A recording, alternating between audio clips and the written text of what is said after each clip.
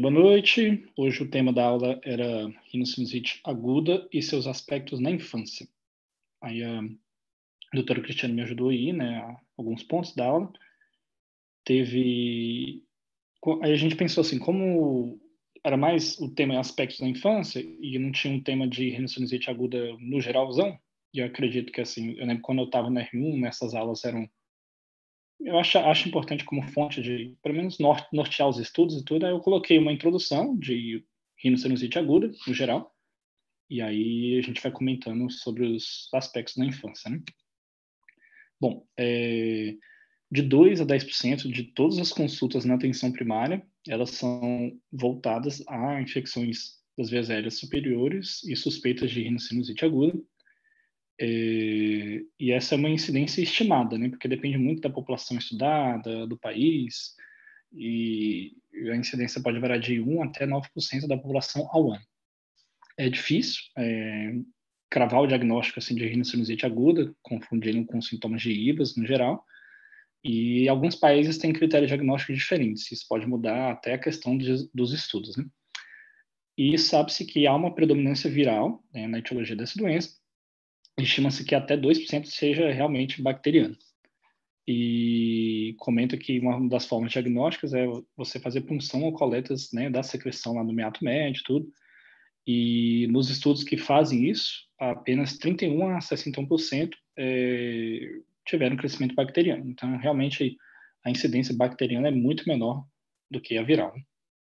Aí tem o Consenso Europeu, que é esse EPOS 2020, e algumas definições lá do Consenso Europeu, né, ele coloca como se fosse uma evolução assim, da doença. Né? Primeiro, ele considera como se fosse um resfriado comum, que é aquele primeiros dias de sintomas, e o termo, às vezes a gente pode usar, né, no Brasil assim como rinocinusite aguda, mas em outros países eles às vezes consideram como resfriado comum, quando é um sintoma de infecção de vias aéreas superiores por menos de 10 dias.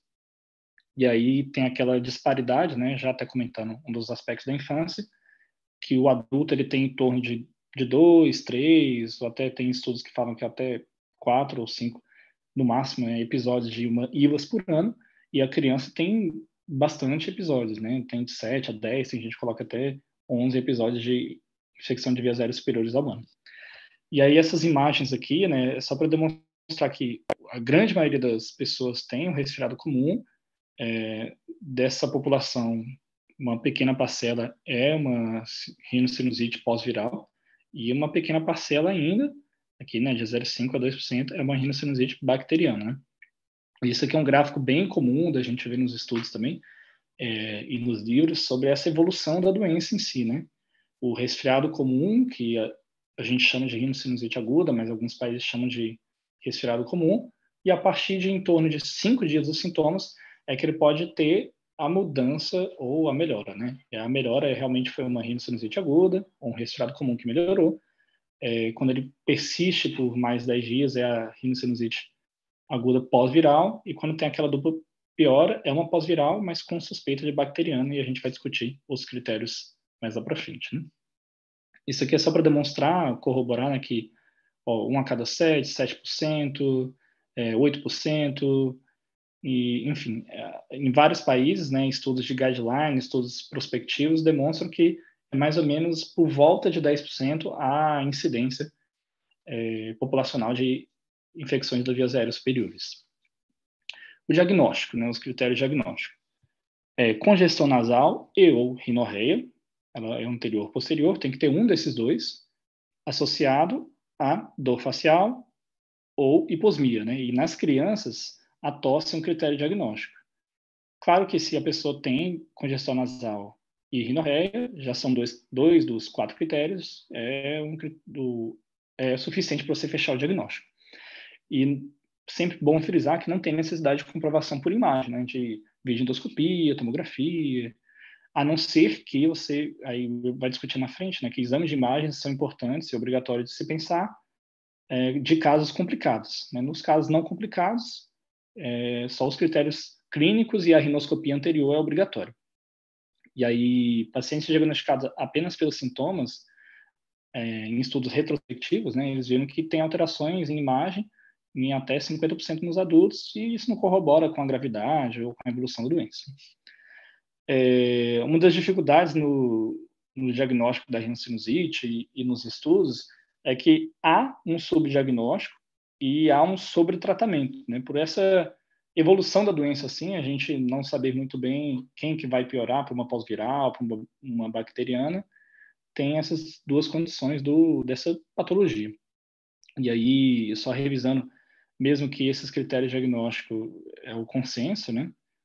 E ele não é um grau A, assim, né? Porque pode confundir com outros, não é um grau A de evidência, porque ele pode confundir com outros diagnósticos, né? Rinite alérgica, ou realmente só uma IVAS como um todo, e não só uma rinocinusite aguda.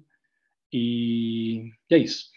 E aí o grande diagnóstico diferencial é a questão da rinite alérgica, né? Que você tem que perguntar para a pessoa sobre prurido, rinorreia clara, espirros, né? E essa dor facial associada a esses sintomas. E o que essa parte é mais difícil de você extrair da criança, né? Porque você tem que conversar com os pais para saber se está ocorrendo ou não. Bom, isso aqui é só para demonstrar, né, que a parte dos exames de imagem não são obrigatórios e eles não são custo-efetivo, por isso que não tem que pedir, é sempre bom frisar e bater nessa tecla aí. Isso aqui é só um fluxograma que eles têm lá no consenso, em que você primeiro, né, investiga os sintomas, sintomas igual a menor que 4 semanas, pensando na rinocinusite aguda? Sim. Aí tem dor facial ou algum desses sintomas, né? Sim. Aí, o paciente teve rinorreia? Sim. Então, é suficiente para fazer o diagnóstico da rinocinusite aguda. Aí só se for suspeita de complicação ou outros problemas que você tem que pedir exame de imagem, né? Só para bater nessa tecla aí. Bom, aí essa questão da rinocinusite aguda viral versus a bacteriana. É um desafio, né, porque os sintomas são semelhantes, e o que eles colocaram como ponto-chave são esses aqui, né? Criança ou adulto com mais de 10 dias de sintomas, ou aqueles que têm o fenômeno da dupla piora, ou aqueles que têm uma piora muito importante após 5 dias de sintomas, tem-se um consenso, vamos dizer assim, de considerar como bacteriana, mas não é um nível de evidência alto, né, para esses critérios. Mas o mundo todo fala sobre isso, apesar de não ser uma evidência alta. No caso de suspeita de bacteriana, né, tem estudos que fazem a questão da cultura nasofaríngea ou sinusal, mas ela não é obrigatória, a não ser quando você já tratou uma vez e refratar, é importante para guiar o antibiótico. Alguns critérios eles consideram bacteriana quando tem algum desses sintomas abaixo aqui, por exemplo, uma dor mais importante em maxilar, né, em região de arcada dentária superior, ou quando é uma secreção purulenta mesmo, que você vê na rinoscopia, ou fez uma videonasoendoscopia, ou uma febre muito elevada recorrente. Também é um critério de baixa evidência, mas os consensos colocam isso aí como opção. Tem a questão também do PCR e do VHS, que é uma forma de você acompanhar ou suspeitar de ser bacteriano, e tem-se uma relação positiva, uma correlação positiva, né, com o PCR, que os estudos são mais antigos, e já essa parte de exames laboratoriais, de PCR, de VHS, ajuda um pouco mais, tem maior sensibilidade, mas tem baixa especificidade para você bater o martelo de ser bacteriana ou não. Questão dos fatores anatômicos. Há uma transposição, assim, da prevalência em questão de alterações anatômicas e a gente suspeitar ou achar que tem, né, rinocinusite aguda recorrente ou crônica ou aguda. Para os estudos de rinocinusite aguda, há vários estudos que descrevem, né, a presença de concha média bolhosa, desvio de septo, célula de Haller, estenose do linfodíbulo, aguernase, mas são evidências, enfim, são muitas alterações e tem evidências mais limitadas sobre outras alterações. Não vou descrever muito aqui, porque senão a gente acaba postergando muito. No geral, as evidências sobre as alterações anatômicas, elas são fracas, apesar de contribuir um pouco para favorecer uma rinocinusite aguda, mas são evidências fracas, né? E a questão do complexo ósseo-meatal, eu resumi aqui como com, eles acharam o seguinte, que a alteração no complexo ósseo-meatal, ela facilita, né, um pouco mais para fístula orantral e para rinocinusite odontogênica. Eles encontraram que a presença de abscesso periapical na arcada dentária superior teve quase 10 vezes chance mais de ter um espessamento maxilar ou uma rinocinusite aguda odontogênica. E, geralmente, quando tem uma rinocinusite aguda unilateral, em até 15% desses casos podem ter uma origem odontológica, né? Então, é sempre importante lembrar disso aí. Isso aqui é só para demonstrar realmente a questão da prevalência da rinite alérgica na rinocinusite aguda, né, que é uma fisiopatologia aí, e não é uma prevalência muito longa, né? Quando olhou no geral assim, viu que eles não conseguem bater o martelo que a rinite alérgica predispõe à rinocinusite aguda, mas vê que tem prevalência até assim considerável da rinite alérgica nos quadros de rinocinusite aguda. Passou aqui mais um pouquinho.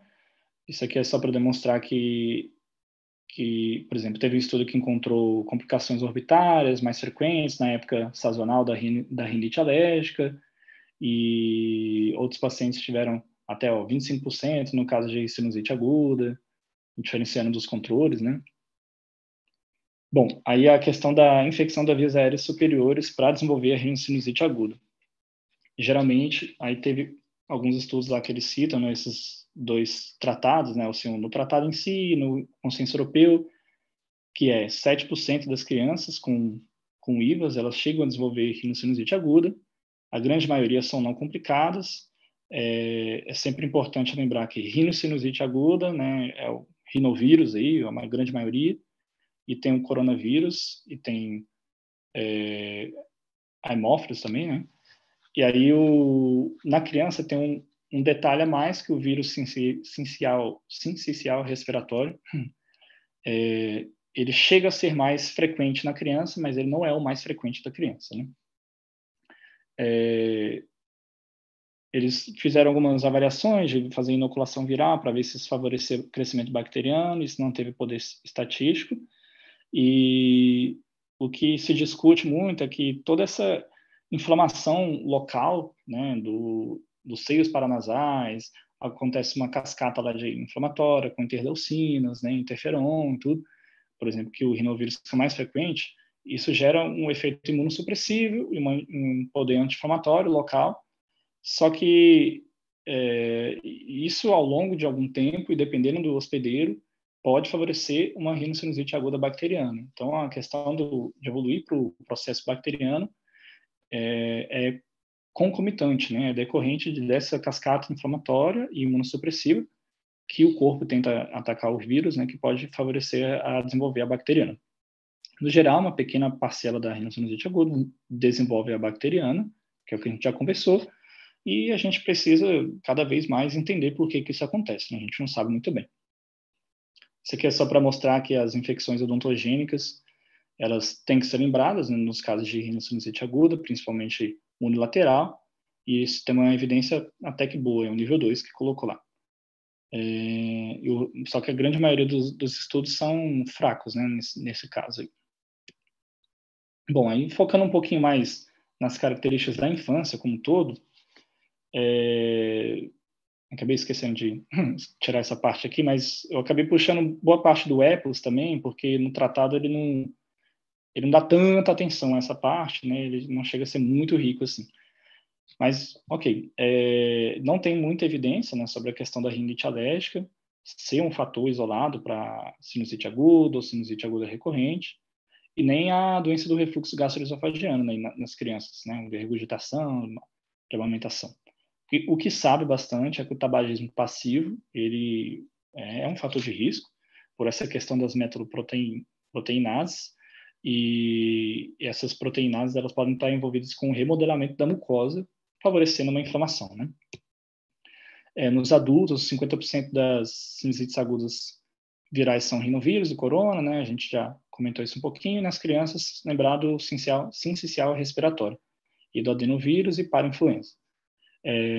Isso aqui é só uma imagem para demonstrar um pouco do que eu já comentei no outro slide, né, que essa inflamação inicial de tentar atacar o vírus, ela gera uma cascata inflamatória que prediz ou que deixa a mucosa mais frágil ao crescimento bacteriano, né? E aí isso depende do hospedeiro, da relação imune dele com os vírus e com a bactéria a crescer, né? Por isso, dessa forma, né, a sinusite aguda bacteriana é uma complicação da viral ou de uma infecção de vias aéreas superiores, só que ela é uma complicação bem incomum, né? A gente viu lá no começo que até no máximo ali 2% de todas essas IVAs evoluem para uma bacteriana.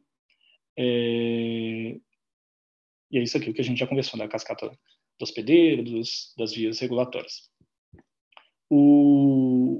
A questão do diagnóstico diferencial na infância, né, e da gente se preocupar se é rinite alérgica, se é bacteriana, se é viral.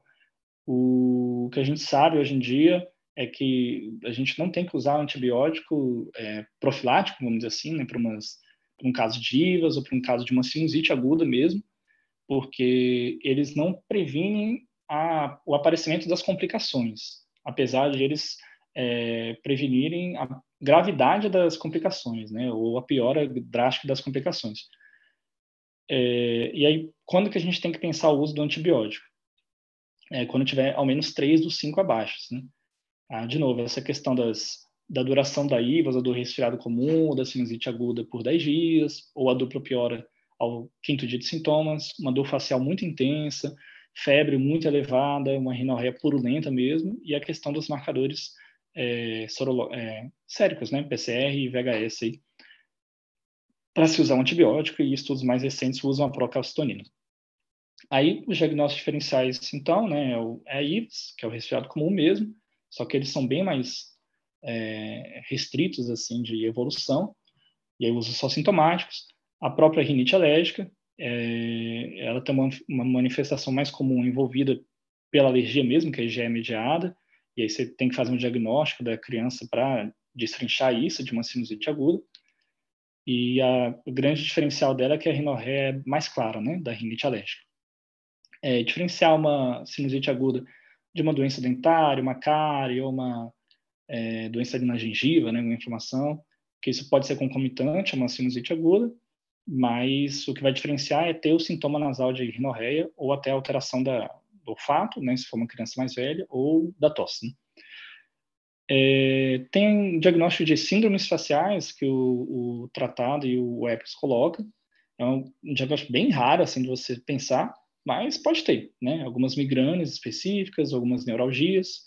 Vasculites também é um outro diagnóstico diferencial, mas muito raro de se pensar, né? A granulomatose de Wegener, que é com poligite, a eosinofílica, que é de Churg-Strauss, e sarcoidoses, né? Aí seria numa criança um pouco maior, mas são diagnósticos diferenciais raros de pensar. Tem a fúngica invasiva, geralmente pacientes diabéticos ou imunossuprimidos, e a fístula licórica, né, que é a questão da rinorreia, só que ela é unilateral, e arina. Tratamento. Bom, aí a gente já discutiu um pouquinho de quando usar os antibióticos, né, vamos falar um pouquinho mais sobre isso. O consenso europeu, ele conseguiu destrinchar 6 revisões sistemáticas, né, de ensaios clínicos randomizados, e, em resumo, não tem benefício clínico você ficar usando antibiótico profilático, né, porque o tempo de melhora ali não mudou muito e tudo, no quesito assim, de população geral. E o número necessário para o tratamento que seria de 10 a 19 pacientes. Então, não é uma coisa assim muito importante, mas a depender de cada um, você pode pensar de usar naqueles 5 critérios lá que a gente discutiu mais cedo, né? E aí o uso do antibiótico ele apresentou uma melhora sintomática em 3 a 7 dias, nos pacientes que tiveram mais de 7 dias de sintomas, e o antibiótico ele acaba melhorando alguns dos sintomas, geralmente sintomas nasais, mas eles não melhoram todos os sintomas, como, por exemplo, mal-estar, ou a astenia como um todo, né? E, em resumo, a sinusite aguda é sempre importante que a gente espere a evolução para ver se precisa usar antibiótico, né? Tem até a questão do inglês lá, o watchful waiting, né? E se for usar antibiótico, amoxicilina com ou sem clavulanato. Essa é a primeira opção.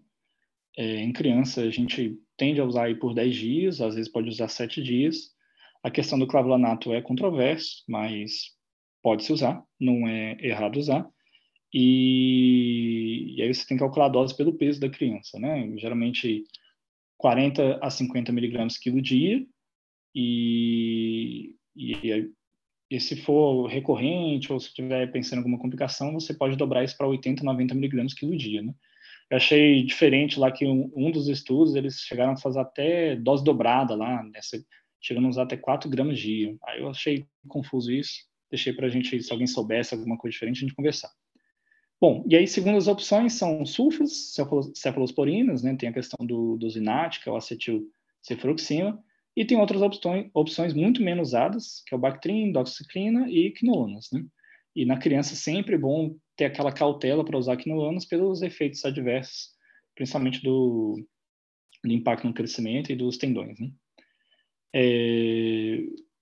E aí, a questão de usar o antibiótico, você tem que ter parcimônia assim também, porque tem os efeitos adversos também, né? Principalmente gastrointestinais. E pode ter casos de alergias e até anafilaxias com o uso de antibióticos, apesar de ser bem raro. Existem trabalhos que descrevem que o antibiótico ele não reduziu faltas no trabalho ou na escola, por exemplo. E aí, por isso, você não teria que ficar usando. Isso aqui é só para demonstrar do consenso europeu e do americano, né, que ele descreve alguns estudos, né, geralmente, o uso de amoxicilina,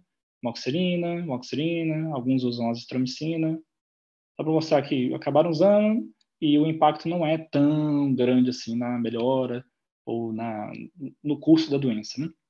Aqui, estudos demonstrando com crianças, né, crianças aqui, amoxicilina também, criança, amoxicilina, só que eles não chegam a sair aqui da linha central, né? Então, por isso que não consegue bater o martelo de que tem que usar antibiótico na maioria dos casos.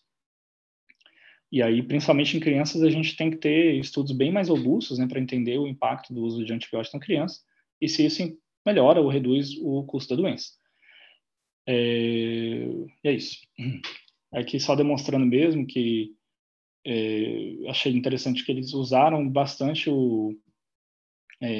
estudos só com crianças aqui para ver se tinha impacto ou não, né? Então aqui alguns estudos analisando ali amoxicilina, amoxicilina clavulonato, para ver se melhorava os sintomas em 10 a 14 dias, e não faz tanta diferença. A questão dos eventos adversos também, viu que tem bastante, né, em tudo, mas não faz muita diferença de usar para rinocinusite aguda pós-viral. Aqui só demonstrando muitos mais outros estudos, depois se alguém quiser dar uma olhadinha, né, de novo, amoxicilina, cefuroxima, amoxicilina, crianças, todos estudos com crianças, e não tem diferença, né? Tipo assim, alguns falam que tem diferença, não tem diferença, não tem diferença, não tem diferença, e outros acham que tem um pouco de diferença, assim, em tempo de sintomas, mas, no geral, não bate o martelo de que é a melhor coisa do mundo usar um antibiótico. E um dos pontos que o consenso europeu coloca, que eu acho interessante, é que a melhor coisa a ser feita é o treinamento médico continuado, porque isso é o mais importante para se ficar batendo na tecla de você usar menos antibióticos de forma indiscriminada, né? E aí eles, lá na Europa, por exemplo, eles tendem a incentivar os marcadores, né, séricos, né, como o PCR ou o VHS, para guiar o uso do antibiótico ou não. Corticosteroides, os intranasais, né, eles têm a ação anti-inflamatória local, reduzem o edema e baixa a absorção, né, sistêmica. Os ensaios clínicos, eles geralmente testam o corticoide de monoterapia contra um antibiótico, para ver se melhora os sintomas. Os corticoides nasais, eles são considerados uma terapia adjuvante na sinusite aguda e bacteriana, só que é importante frisar que tem que ser uma dose elevada, tem que ser 2 vezes ao dia, né? Mas o número necessário para o tratamento, para impactar assim, na vida de uma pessoa, é muito alto, né? Teria que usar em bastante pessoas para que, por exemplo, tem 100 pacientes tratados para que 7 realmente melhorem completamente os sintomas só com corticoide nasal. Os Estados Unidos, ele descreve que não há evidência para melhora, independente no resfriado comum, mas o consenso europeu recomenda grau A e o uso de corticoides intranasais, né? Então tem essa disparidade, essa divergência, por exemplo, entre os dois produtores científicos, vamos dizer assim. Corticoides sistêmicos. A minoria dos estudos avaliam, né, os corticoides sistêmicos na sinusite aguda ou na sinusite crônica na infância, e poucos estudos avaliam os corticoides como monoterapia, né? Geralmente usam o antibiótico. Essa parte aqui é do consenso americano, e aí o que eles colocam é que corticoide não deve ser usado, né, para criança ou para adulto, para sinusite aguda, porque o grau de evidência é fraco, né? Aqui só demonstrando que são estudos aqui com impacto de evidência bom, né, que nível 1, e que os corticoides intranasais, isso para os americanos, né, não são recomendados como monoterapia para sinusite aguda recorrente, melhora os sintomas, o outro mais melhora os sintomas também, mas o número de necessário para tratamento era de 13. Então, tem algumas divergências para eles baterem o martelo se é consenso ou não, mas pelos europeus eles consideram que você pode usar. Aqui falando sobre os corticoides, né? A gente já comentou um pouquinho, mas é mais para citar que é baseado lá desses estudos aí, né, que o pessoal recomendou ou desrecomendou um ou outro. A questão da lavagem nasal salina, né? A lavagem nasal salina melhora os sintomas quando aplicada com dispositivo de alto volume. Não tem relatos de efeitos adversos assim, importantes quanto àquela preocupação de otalgia ou otites, e ela deve, então, ser considerada uma opção terapêutica para sinusite aguda, né? Porque ela tem um impacto, assim, nos sintomas, mas na hora que coloca os estudos, tem muitos estudos que nem encontram diferença, assim, vamos dizer. Esse aqui, por exemplo, não encontrou diferença no batimento mucociliar. Aí, esse aqui outro encontrou que a lavagem nasal reduz os sintomas. Descongestionantes, os tópicos e os orais. Ele tem essa questão de melhorar a piviedade, né, do complexo osteomiatal, tanto em estudos com rinite alérgica, em pacientes saudáveis e sinusite crônica, mas quando forem estudar em sinusite aguda, os efeitos são mínimos, né, o uso dos descongestionantes. Aí, os americanos, por exemplo, eles colocam que tem um benefício melhor do que os prejuízos, mas isso não é muito bem evidente. Só que eles colocam que os descongestionantes são opção, sim, para sinusite aguda bacteriana, porque poderia melhorar o complexo osteomiatal, apesar de não ter uma evidência assim tão clara sobre isso, né? Antihistamínicos, eles aliviam sintomas, né, quando tem uma rinite alérgica associada, sobreposta à rinite, à sinusite aguda, e eles são considerados uma opção, apesar de não ter tantos estudos encontrando diferença significativa do seu uso. Talvez porque é difícil você destrinchar, né, a predominância de um ou de outro, mas eles colocam que se o paciente tem rinite alérgica, eles podem ser usados. Paracetamol e anti-inflamatório não esteroidal, né? Lembrando que geralmente lá fora, principalmente nos Estados Unidos, eles não usam dipirona, né? Então essas recomendações de fora são baseadas no paracetamol. E o que eles descrevem sobre isso? Paracetamol alivia os sintomas nasais, mas não tem uma conclusão significativa quanto à redução do tempo de sintomas. Então, assim, pode usar, apesar de que isso não vai reduzir tanto no tempo, vai só dar um conforto para a pessoa. Os anti-inflamatórios não esteroidais, eles melhoram eles promovem, né, uma melhora sintomática, mais evidente da dor, em relação ao paracetamol. E aquela combinação de que o pessoal compra em farmácia, né, que é o descongestionante, antihistamínico, analgésico, né, que é tipo Benegrip, essas coisas assim, eles não têm evidência de usá-los para criança. Mucoríticos não têm evidência suficiente na questão do xaropes aí, né, acetilcisteína, para se usar. Hipratrópio. Teve 7 estudos que envolveram adultos e crianças. O seu uso não é recomendado, apesar de encontrar uma melhora na secreção, mas os efeitos colaterais são importantes e por isso não é recomendado. Tem a questão dos probióticos, que tem estudos indicando que ele teria um efeito protetor contra IVAs e sinusite aguda, só que a evidência não é relevante. O uso de vitamina C, como recomendação geral, não tem evidência, mas sabe-se que tem subgrupos populacionais que se beneficiam. Então, vai ser uma coisa de você avaliar com o seu paciente, né, se aspectos socioeconômicos, de ele tentar usar a vitamina C, se for pertinente. E aí, na criança, tem essa dosagem de 1 a 2 gramas dia, e o uso preventivo, o uso profilático, chegou a reduzir a duração dos episódios de resfriado comum em até 18%, em alguns subgrupos populacionais. Vacinas. Comparando apenas os quadros de resfriado, né, não tem boas evidências que suportem as vacinas impactando na incidência dos resfriados comuns. Lembrando que essa questão do conceito de resfriado, ele se confunde com da sinusite aguda nos estudos europeus, né, principalmente. Atividade física. O exercício físico regular, né, de moderada intensidade, ele parece ajudar a prevenir os resfriados, né, zibas ou sinusite aguda. Isso foi de uma meta-análise desse autor. O zinco.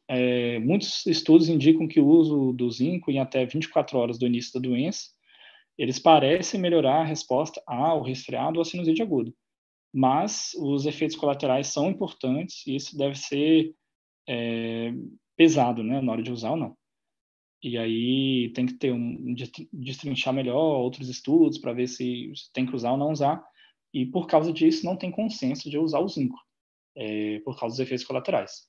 Mas, para aqueles que usam, geralmente a dose usada é de 75 a 100 miligramas dia, e isso pode ser benéfico em alguns pacientes. Então, não é indicado de usar de primeira para todo mundo, mas tem gente que melhora com isso. Lá fora eles descrevem também sobre as ervas medicinais, né? A questão do eucaliptol, esse SHA-10 aí, e eles demonstram bons resultados na percepção dos sintomas do resfriado da sinusite aguda, mas é preciso uma revisão sistemática sobre elas também. Homeopatia, né, tem 8 ensaios clínicos randomizados, que teve uma revisão sistemática desse autor, e não encontraram efeitos protetores ou superiores quanto à homeopatia. Tem os fitoterápicos também. Muita gente descreve essa questão do pelargônio, né, gotas. Só que geralmente são estudos que não têm uma relevância clínica muito importante pela questão dos vieses que os estudos têm. E aí a revisão americana, que é do ICAR, né, ela não recomenda os fitoterápicos. Aí tem europeus que recomendam, né? E aí, chegando na parte final da aula em si, é a questão das complicações da sinusite aguda, né? Bom, uma a cada 95 admissões hospitalares nos Estados Unidos foram por causa de uma complicação de uma sinusite aguda. Então, não é algo assim tão frequente, é algo de baixa incidência. E na Europa essa incidência é bem maior, né? Ou é bem menor. A fração populacional que é maior. A incidência é aproximada de 1 a cada 300 mil pessoas.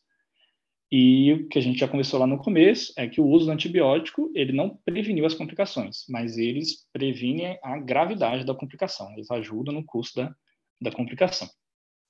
E aí as complicações, elas são divididas em orbitárias, intracranianas e as ósseas. As orbitárias são as mais frequentes. E aí o principal é essa classificação de Chandler, que são a sequência dessa foto aqui. Ele classificou por ordem de problema, né? Vamos dizer assim. Então, 1, 2, celulite, 3, 4, abscesso e 5, trombose. Só que a celulite periorbitária, que é essa aqui, é menos grave que a celulite orbitária, só que o abscesso subperiosteal, ele é menos grave que a celulite orbitária. E aí tem essa sequência aqui, né, da celulite periorbitária, orbitária, o abscesso subperiosteal, o abscesso orbitário, e a trombose do seio cavernoso, por alguns autores, ela é considerada como uma complicação intracraniana, né, e de fato ela acaba sendo intracraniana mesmo, mas pode ter um envolvimento misto, né, não necessariamente é só o abscesso orbitário ou só a trombose, elas podem ser combinadas, né? E o que a gente sabe é que as crianças apresentam mais complicações orbitárias, né? Geralmente, quando tem complicação nas crianças, elas têm mais as orbitárias. O EPOS, ele até coloca um ponto de que o abscesso subperiosteal, até relembrando que, apesar de ele ser o 3 depois do 2, ele é menos grave que o 2, e tem alguns autores que colocam que o abscesso subperiosteal em crianças não tem uma indicação cirúrgica de urgência, que você pode tentar ver se ele responde com antibiótico venoso ali, 2 dias e tudo, 1 dia. E aí, claro, se estiver piorando, tem a indicação da urgência, né? A segunda tipo de complicação mais frequente, que são as intracranianas, né, corresponde a 15 a 20% das complicações. Acometem sem preferência, assim, podem ser em adultos ou crianças, E o mais importante de pensar nelas é que geralmente tem alteração do estado mental, né? Um rebaixamento do nível de consciência, uma prostração bem mais grave.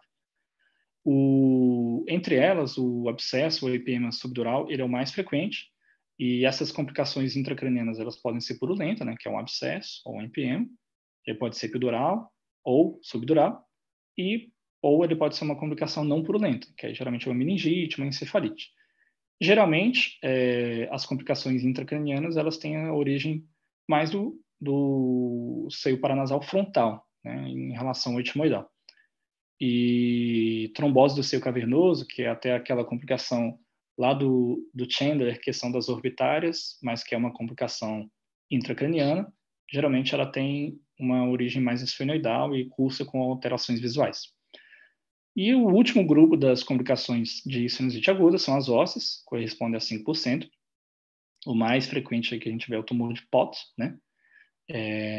E tem as osteomerites localizadas e o abscesso superficial, que geralmente é do osso frontal. E depois do advento dos antibióticos, o trauma frontal ele acabou sendo um fator etiológico bem mais frequente do que realmente a infecção bacteriana e a sinusite aguda em si, né? E geralmente acontece em pacientes adolescentes.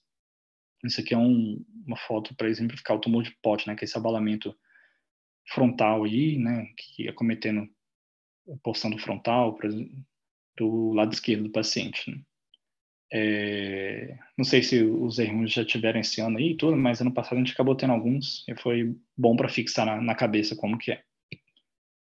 E quando suspeitar de complicações da sinusite aguda, né, são todos esses sintomas aqui, né, que requerem que a gente interne o paciente e trate com antibiótico venoso, né?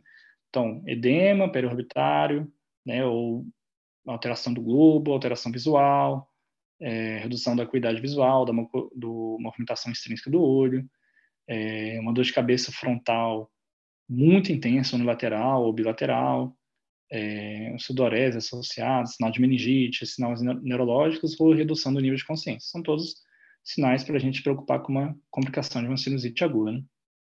Isso aqui é só para demonstrar que tem vários estudos, né, que avaliam crianças, adultos, e as prevalências das complicações em cada um dos centros, né? Geralmente as orbitárias são bem mais frequentes aqui do que as outras, né?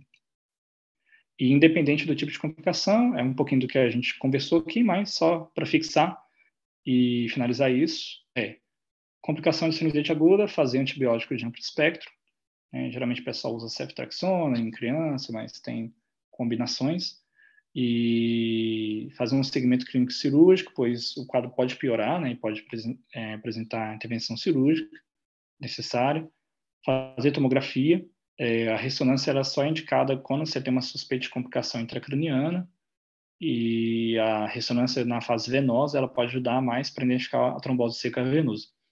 O tratamento cirúrgico é indicar a cirurgia endoscópica nasosinusal, e pode ser que precise da abordagem em conjunto com a neurocirurgia. Bom, é isso da parte da aula em si. E esse é o artigo que eu separei para a gente conversar. Se alguém tiver alguma dúvida ou um comentário aí, estamos à disposição. Ok, pode ir seguindo para o artigo, André. Aí depois a gente faz um comentário apanhado geral. Bom, aí o artigo que eu separei aqui é uma avaliação, uma revisão sistemática aí, né, que eles propôs fazer uma meta-análise a depender da revisão sistemática, analisando a irrigação nasal salina para as infecções de vias aéreas superiores, né, em crianças. O que foi interessante é que eles focaram realmente em estudos com crianças apenas, que é o objetivo da aula específica, né?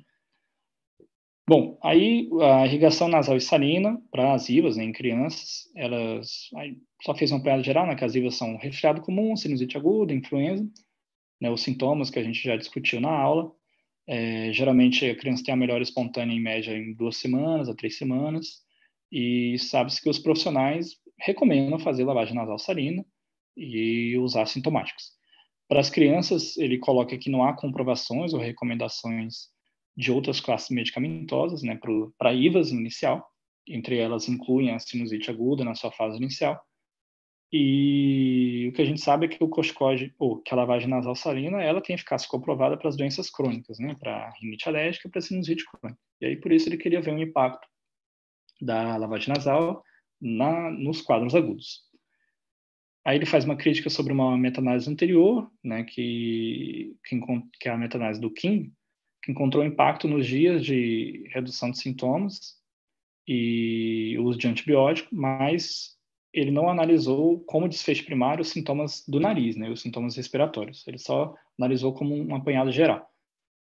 E dessa forma, o objetivo dessa revisão sistemática aqui foi comparar se a lavagem nasal salina na população pediátrica reduz sintomas ou reduz tempo de antibiótico, ou complicações, ou tempo da doença, principalmente focando na parte em que a lavagem nasal atua, que é o nariz, né?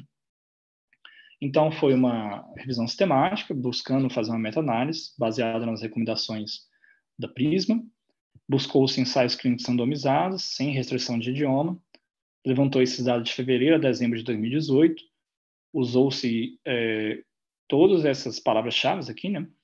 Usou várias plataformas de busca, Medline, Cochrane, Embase, Google Scholar, e também buscou nessa chamada literatura cinza, que às vezes são focadas em alguma empresa particular ou farmacêutica que não estava disponível de forma pública para expandir todo o leque de estudo, né?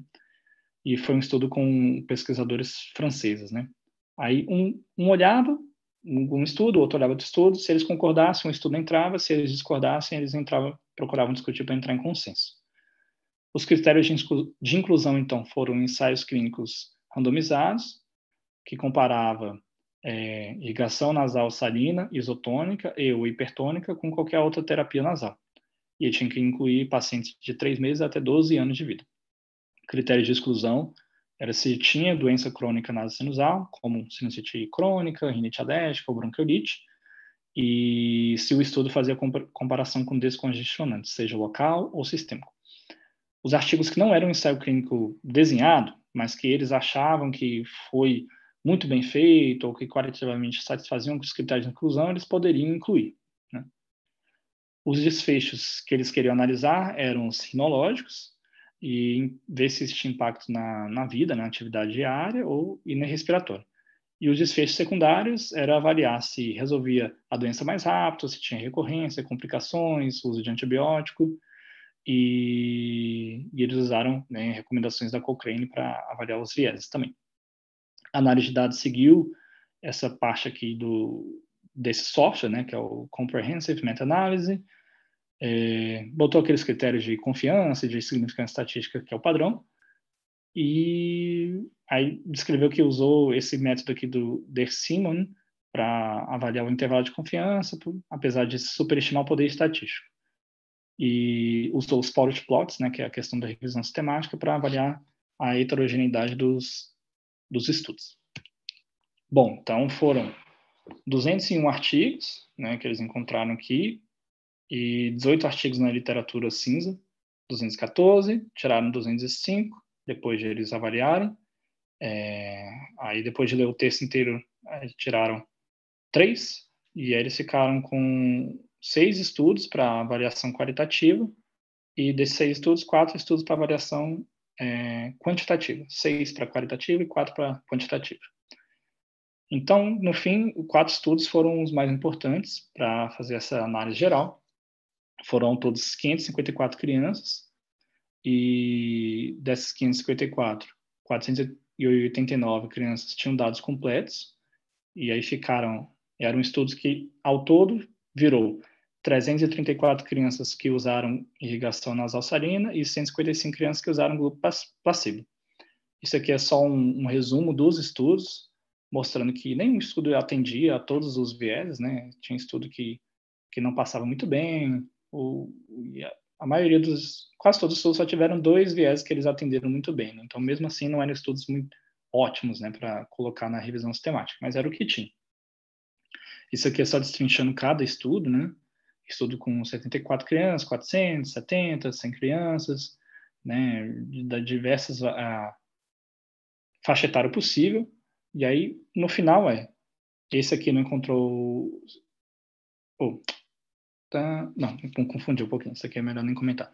Mas só para mostrar aqui como é que eles encontrou os estudos, né? E o resultado deles, então, sobre a irrigação nasal salina.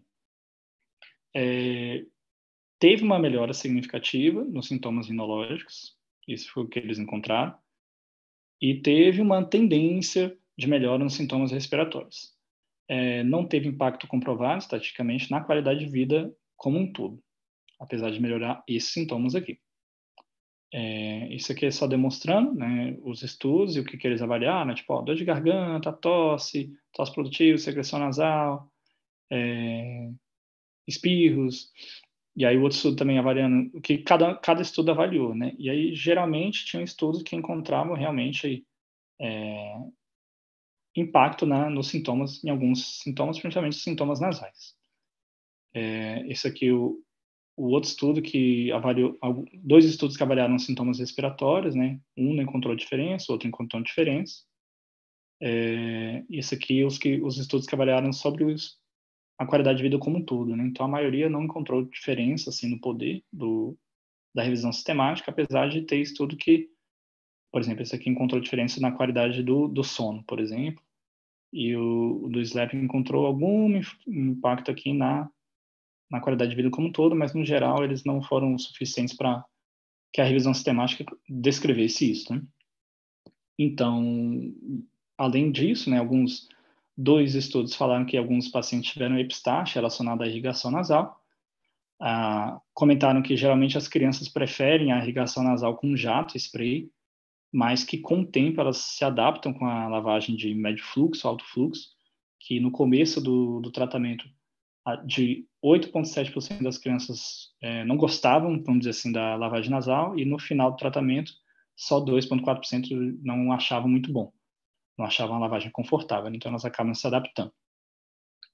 O estudo do SLAPAC estudou complicações, recorrências e as complementações terapêuticas. E aí ele coloca aqui nesse quadro, sobre esse do SLAPAC, né, que ele vai avaliar a questão das complicações e a questão dos efeitos adversos do uso das medicações, né? Então, o que ele encontrou é que o grupo da lavagem nasal teve muito menos complicações, né? De o paciente relatar que ficou doente, o paciente relatar que não foi à escola, né, a família, de relatarem que complicaram, enfim, realmente teve impacto aqui no grupo com lavagem nasal salina, e no uso das outras medicações também. Esse foi o único estudo que destrinchou isso melhor e quase todos os aspectos aqui de uso de medicações ou de complicações, de duração da doença, realmente a irrigação nasal salina nesse estudo aqui foi melhor. Os achados positivos, eles não foram encontrados para todos os sintomas imunológicos e nem em todos os estudos avaliados. Teve estudo como esse do SLAP que usou uma solução comercial que continha zinco ou selênio, isso é um viés, né? Alguns critérios subjetivos de melhora, eles não são relatados pelos pacientes, mas sim pelos pais, o que é um outro viés.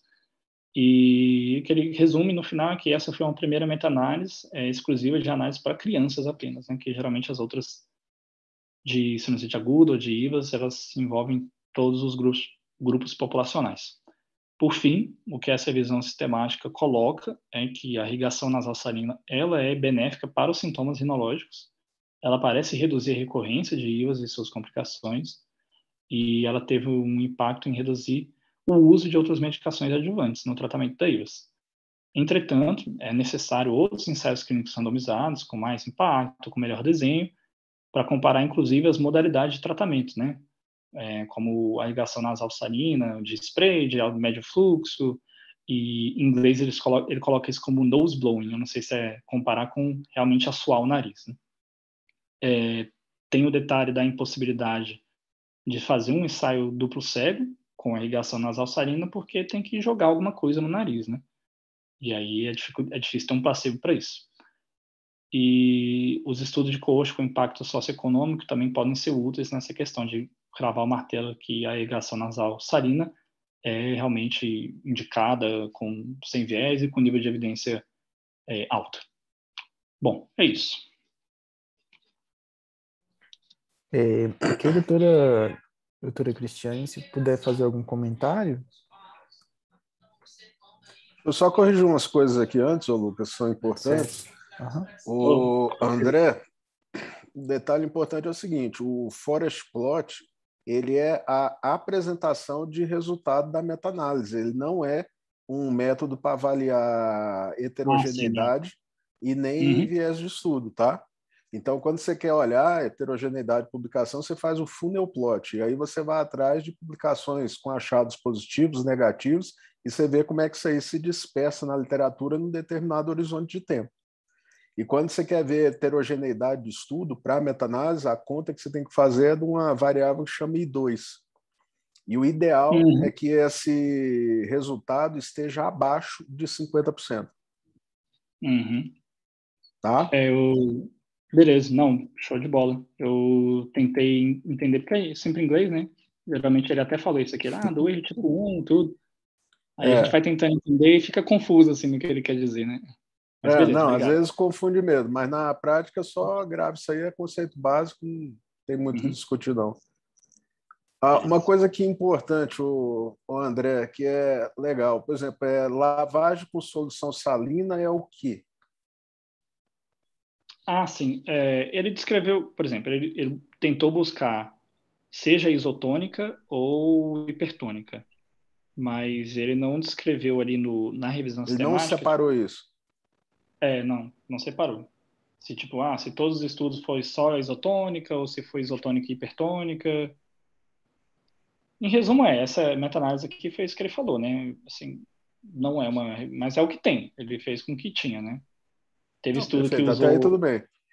E se você mas quiser cravar o martelo, qual que é o caminho para isso aí? Que essa é a pergunta. seria a isotônica, né? Não, De você vai fazer 0,9. o quê? Modelo de desenho? Um ensaio clínico prospectivo, né? Que tipo? Que coorte é prospectivo. Vai. Um ensaio clínico prospectivo, grupo controle. Não é intervenção? Isso. Grupo Aí controle e você faz o intervenção, né? quê? Randomizado controlado. Ah, tá. Beleza. Faltando só essa palavra aí. Então, é isso que você tem que pensar. Então, se é para cravar, é isso. Vai ter que fazer randomizado controlado. Uhum. Mas segue aí. Pode falar. Quem que ia comentar o artigo?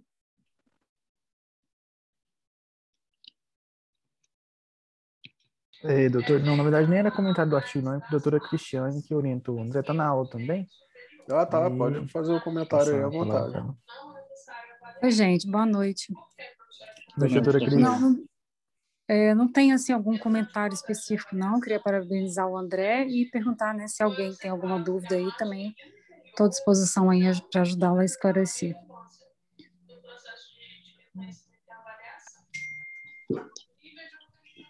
Quem que ficou escalado, então, para comentar o artigo, Lucas? Eu posso comentar, doutor. Manda ver. Então, o artigo, eu acho que a revisão ela foi bem feita, né? A revisão sistemática, ele chega a colocar tudo dentro do que é realmente padronizado.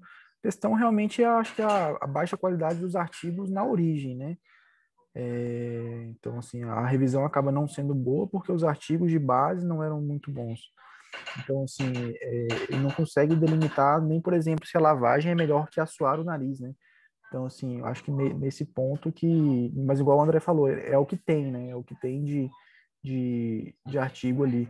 Mas realmente, eu acho que é necessário um ensaio clínico randomizado para determinar isso daí.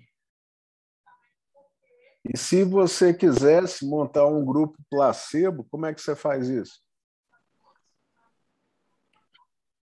É difícil, né? É, difícil. Porque, na verdade, a lavagem nasal, a gente está usando soro fisiológico e o efeito é mecânico, né?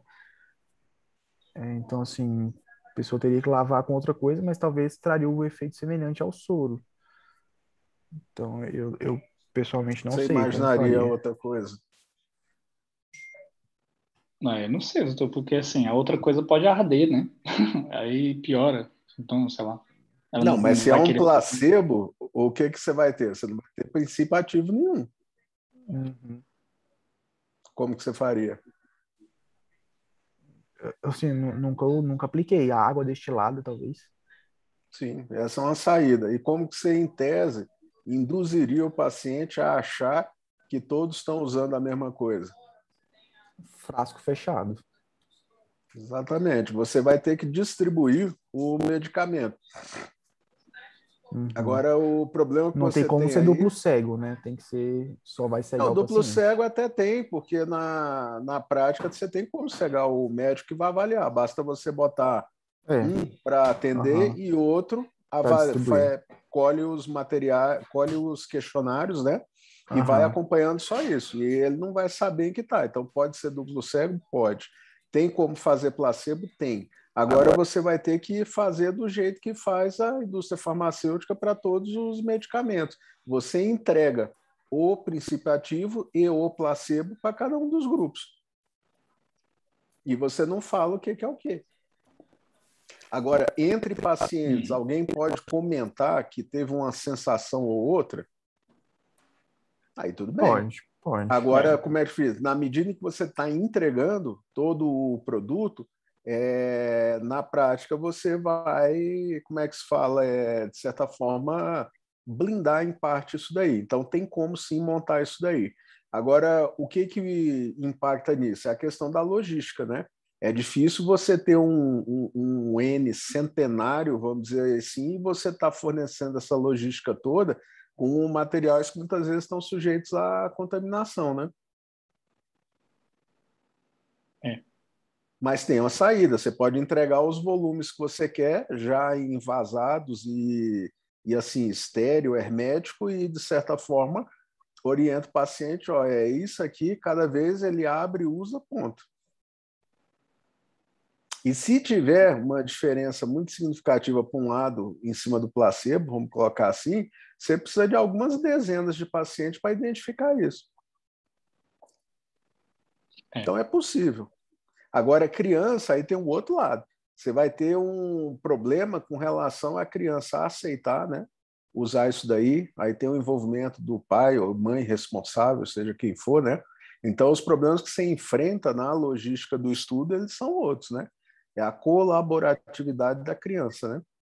E aí você tende a ter uma perda significativa. E a outra coisa, a depender da frequência que você estipula, vai ter criança que colabora num dia, tem dia que não. É difícil, né, você pegar. Então, os problemas de um estudo desse, eles não estão exatamente na questão de criar um placebo ou de você fazê-lo de forma mascarada. Isso não é problema.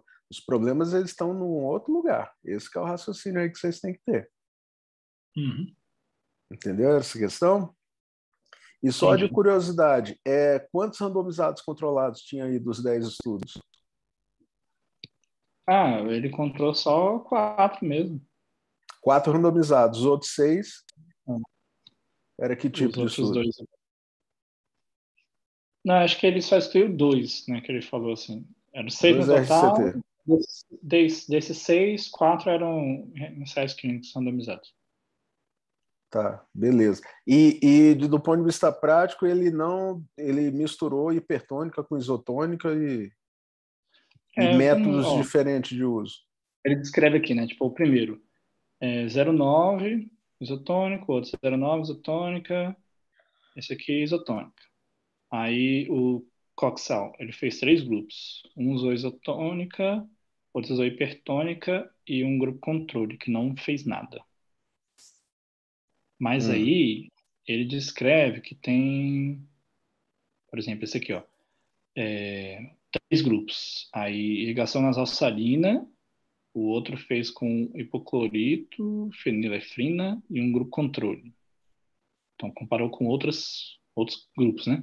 E esse aqui usou de forma de tipo de apresentação, o do Slapak, né? Que foi aquele que destrinchou mais coisas.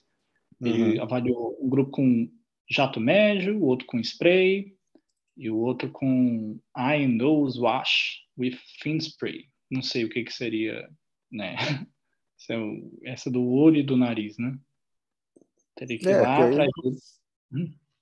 teria que ver quais são os dispositivos, mas beleza. Não, isso aí que o Lucas falou é real. Ele fez com que tem, né? Então, assim, do ponto de vista técnico, a meta-análise, pelo que o Lucas olhou aí, foi bem feita, né? Porque seguiu todas as regras do Prisma para montar o estudo, beleza. Agora, o problema que você vê, né, que em tese tenta levar para um nível de evidência alto, só que mal estruturado, né? Ele não tem os randomizados controlados, já que a intervenção é isso que a gente tinha que ir atrás. A melhor forma, né? Porque quando ele cita ali de coorte, isso aí é muito relativo, né? E é o exemplo que eu já citei para vocês de reposição hormonal em mulheres, né? Na época que você tinha só coorte, basicamente não existiam os critérios de exclusão, né? Para reposição hormonal, né? E o primeiro randomizado controlado nem chegou no final porque captou um monte de câncer de mama, né? Então, de certa forma, lembrar que toda vez que você está falando de intervenção, o caminho observacional não é o mais adequado. Então, isso aí definitivamente não é o que vai rolar, né? Tranquilo com isso? Alguém tem alguma dúvida aí?